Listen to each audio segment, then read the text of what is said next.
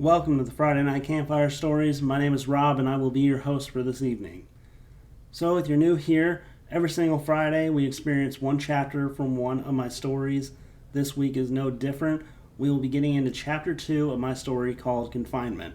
If you didn't listen to chapter 1, I would suggest going back to listen to it. It is up on my YouTube channel right now. But if you did, let's just do a quick little recap of what happened in chapter 1. So we started by seeing our main character, Alex, who is the all-American, this dream girl, this person that just everybody looks at as so special in this small town. However, she falls into a little bit of a legal issue, which lands her in court. However, for her punishment, it's really just a case of wrong place, wrong time sort of deal. And so the judge does feel bad for her. Given that she's a corporate level employee, the judge wants her to be able to keep her job and really keep her life as successful as she has been able to keep it. And so the judge offers her just a light punishment of 6 months of house arrest in her childhood home. And it seems like a pretty good deal. I don't know anybody that would be like, yeah, I would take prison over house arrest. However, Alex actually seems to want to go to prison instead of the alternative of house arrest. And that's because of her brother. Her brother, she explains, is one of the most evil creatures, just a vile human being who wants her dead because of just the fact that she's been able to live a normal life and he's been dealing with something for his entire life that's kind of derailed him from being able to be as successful as she is. Nobody really takes her seriously, though, including the judge. However, the cop, Officer Chester, kind of is worried about what's going on. Why does she not want to stay in this house? How evil is this person? So when they arrive at the house, he goes in to check on the situation and make sure it is safe for Alex to be living in. Only for him to find out that the claims that she's making don't seem to really make a whole lot of sense because her brother Baylor is blind and deaf, and she says that he's been that way for his entire life. So don't really see how he can be that much of a threat. And so this has Alex forced to live there for the next 6 months. But again, it can't be that bad, right? He is blind and deaf. He can't see or hear. He has no senses, really. Well, we find out the first night that Alex may have known more than what everybody else was leading as he entered her room with a knife, ready to take out his sister's life. She was luckily able to roll and hide under the bed, so he was not able to find her. But it definitely shows that after just one night, Alex still has a long ways to go. And who's going to believe her that her brother actually is as evil as she says he is? So, without further ado, let's get into it. This is Chapter 2 of Confinement. Confinement, Chapter 2. The next morning, Alex heard a car door shut in the driveway. She frantically ran downstairs, meeting Nurse Rose at the entryway of the house. She was wrestling with her emotions of telling her what happened while she was gone, but at the same time worried that she would sound crazy to her. Alex was left with no choice, though, because she was in danger in the house. Maybe Rose would believe her after all. "Good morning, sweetie," Rose said to Alex with a smile. "Good morning, ma'am," Alex said in her stressed-out tone. "Rose, I need to talk to you about what happened last night." "Oh dear, Baylor didn't give you any trouble, did he?" she asked. "Hopefully he wasn't too much of a handful. I swear he never leaves his bed." "Well, he did," she responds to the nurse. "Not only did he leave his bed, he entered my room with a knife. I know I sound insane, but I swear, I know what I saw. I tried to tell the court he has a vendetta against me, and I'm in trouble. He may try to kill me during my sentence." Nurse Rose stares blankly at Alex, not understanding what she is talking about. "Honey, I don't think you have anything to worry about. You must have had a bad dream. You've been through a lot lately. It's probably causing some lucid dreams. Just take a day to relax. I can bring you some breakfast and a hot cup of coffee." "No, I know what I saw," Alex said in panic. "Baylor's going to harm me. This was my first night here, and I have 5 months and 29 days until I can get out of here, and he's going to try this again." "Alex, I think you're severely overreacting," Rose states, trying to calm her down. "If it would make you feel better, we can move you to the other bedroom. There's a lock on the door, just so you can feel a little safer." She agrees and thinks that will help. A change in room, along with a locked door at night, should be able to keep her out of danger of her brother. She was unable to shake the anxiety of living under the same roof as him, though. At nighttime, when Rose would leave, the horror of the unknown set in. What would happen that night? Maybe nothing. What if Alex did just dream it all? However, she was in for the truth that evening. Starting to doze off into sleep, she was awoken by a noise outside the bedroom. It sounded like something moving against a wall, a metallic object. Soon after, the door opens down the hall. It was the door to the room that she was in the night before. She leaped out of bed and put her ear to the door to hear the sounds coming from the other room. After a minute, she heard what sounded like fabric being torn. Baylor was once again trying to find his sister and end her life. Luckily, this time, she was in a safer room. A few minutes passed, and the door to the other room slammed shut. She would hear loud footsteps walking down the hall. Suddenly, the footsteps stopped in front of her door. She takes a few steps back and falls on the bed, her heart pounding through her entire body. The doorknob began to shake vigorously. Alex felt tears running from her eyes as she was so scared that the door would open and that she would have to fight for her life. After what felt like an eternity, the door stood still. One final bang was made on the door, and the footsteps from Baylor became more silent with every passing step.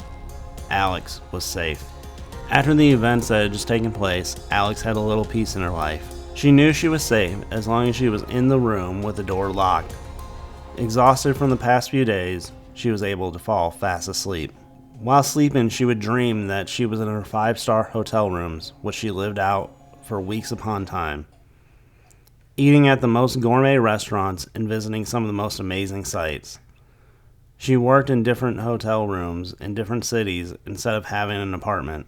This was living for her, and with the amount of money she would make at her corporate level job, she could do all this without a financial care in the world. These dreams kept Alex at ease and helped her escape from the world she was currently living in. This proved to be an enemy to her when she awoken in the middle of the night with the worst urge of needing to use the bathroom. Without thinking, she would get out of bed and unlock her door, making her way to the bathroom down the hall. She walked in the bathroom and relieves herself. She flushes the toilet and looks herself in the mirror, checking her teeth like she always does, making sure that everything looks right and that there are no cavities. After her bathroom checkup, she opens the door and steps out of the room. She would not make it one step before she was pinned up against the wall. Baylor had trapped her with a knife in hand. Alex's fight-or-flight mentality came in, and she reached for the knife. Her brother forcefully tried to pull it towards her neck, but she was doing everything in her power to stop it. She feared this would be the end, as the knife inched closer to her with every passing second. As Baylor was seconds away from murdering his sister, a spot of light flashed in the house coming from the window. It was the sunrise.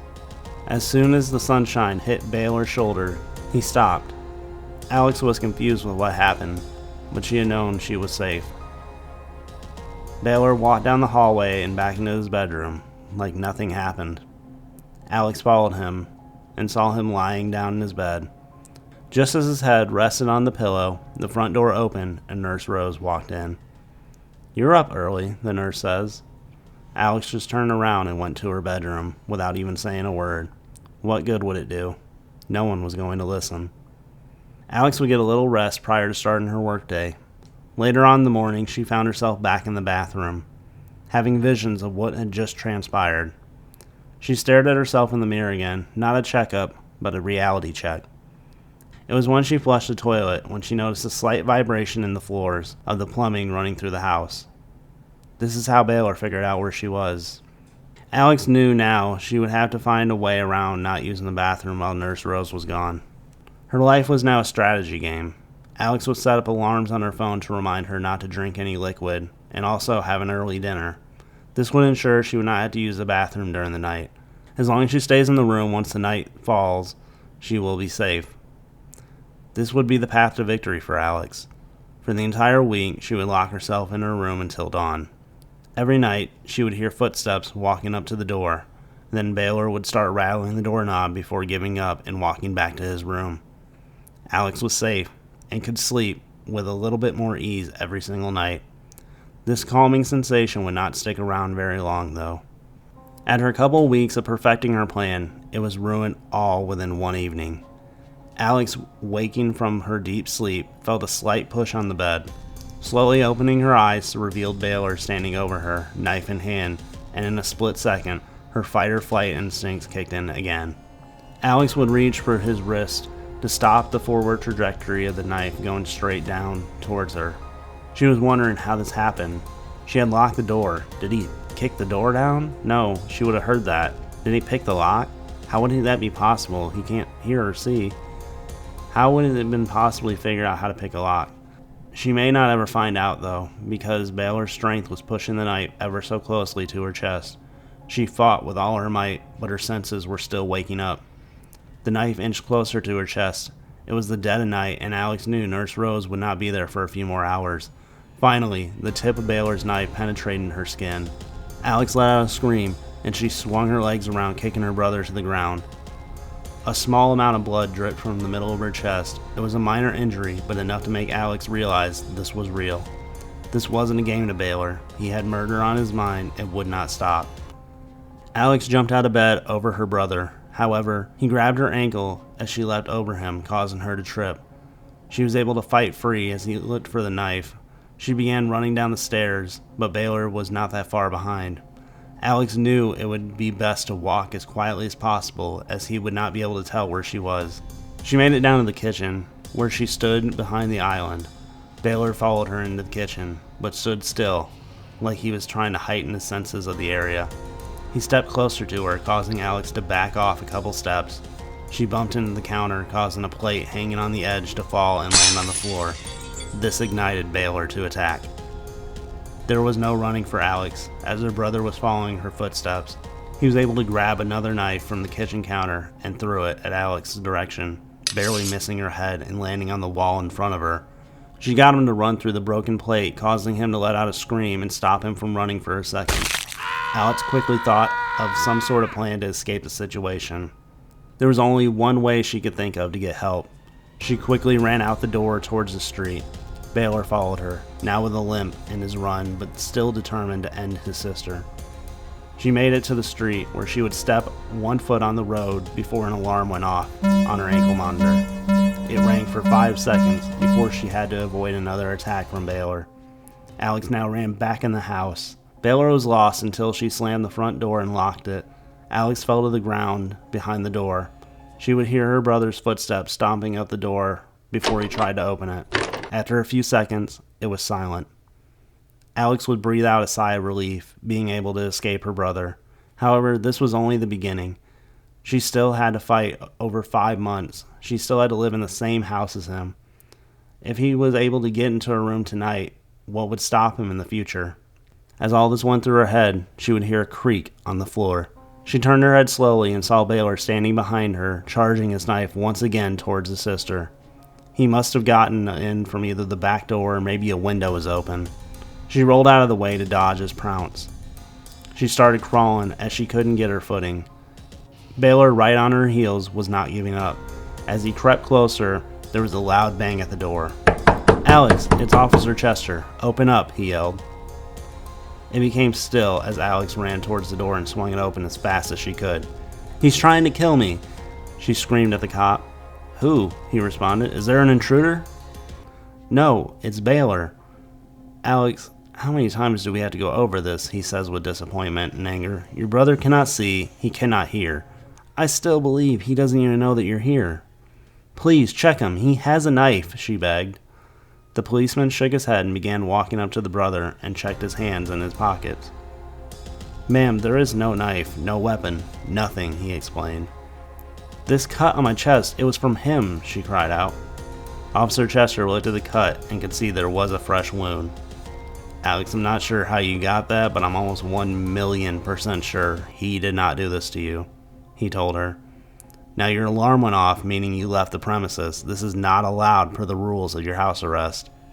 Alex looked nervous, but then excited. "You're right, officer.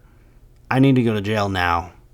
I left the house, and now I've accepted my fate," she said with the hope of leaving the house, even if it means jail.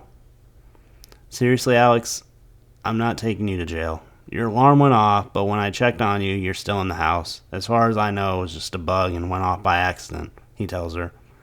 Nope, I left. Cuff me up, sir, she says with excitement. I'm not going to arrest you. You don't want that. Because if I take you to jail, you would have to go back to court. Not only would you have your original felony, but now you'd have fleeing. You probably not getting out of prison ever. Alex thought about this and thought better of it. She didn't want to die, but not getting out of prison would have been just the same. She would just have to come up with a ways to avoid her brother for the next 5 months. The officer left the scene, and Baylor left for his room. Alex would close the front door and start walking back when the headlights from Officer Chester's car flashed through the window and revealed a reflection coming from the houseplant. She walked up to it to find the knife with her dried blood on the tip of the knife. She brought it with her to the bedroom. Alex would spend the rest of the night with the knife in her hands, with her back against the door, scared of another attack from Baylor. The rest of the night would be still. As the sun rose, Alex was safe for another night. But how many more would she survive? That is going to do it for today. I hope that you guys did enjoy Chapter 2 of Confinement. We are officially halfway through the story. Still 2 chapters left to go. Still a lot of time left for Alex to be living in this house. So you definitely want to stay tuned and stick around for the next 2 chapters. Again, we make videos 3 times every single week. Every Monday we do an episode of Echoes of the Past, which is my paranormal series where we look into the haunted location and also reasons why places could be haunted. Every single Wednesday we do an episode of Far From Fiction, which is my true crime series that we do here on the channel. And every single Friday, of course, the namesake of the channel, the Friday Night Campfire Stories. We are on the road to 50 subscribers, so that you can help me out by clicking that subscribe button. It doesn't take nothing but a second to do it, and I would greatly appreciate it. So be sure to hit that subscribe button. Stay tuned for other videos on the channel. That is going to do it for today. I hope you guys did enjoy, and as always, thank you for spending a little bit of your evening here with me.